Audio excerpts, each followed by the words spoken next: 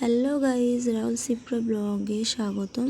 তো একটা ছোট্ট ভিডিও নিয়ে চলে এসেছি। তো সন্ধ্যা থেকে চাইছি আর মোমো খাবো আর কালকেরই তো জামাই ষষ্ঠী, তার জন্য একটু বাজারে গিয়েছিলাম।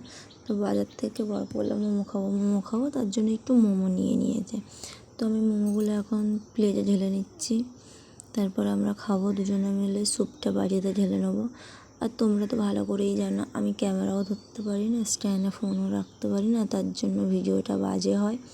তো দেখতে পাচ্ছ আমাকেও ভালো করে দেখা যাচ্ছে না, মোমোগুলো ভালো করে দেখা যাচ্ছে না।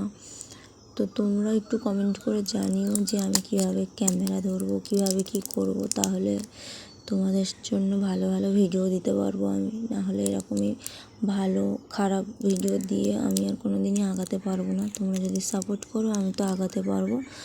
তো এই ভিডিওটাতে আমি মোমোটা আমার বরকে খাইয়ে দিলাম। তো ও দেখিয়ে দিল কেমন হয়েছে ভিডিওটা, কেননা ও খেতে চাইছে না। এক্ষুনি ভাত খেয়ে তারপর বাজারে গিয়েছিল।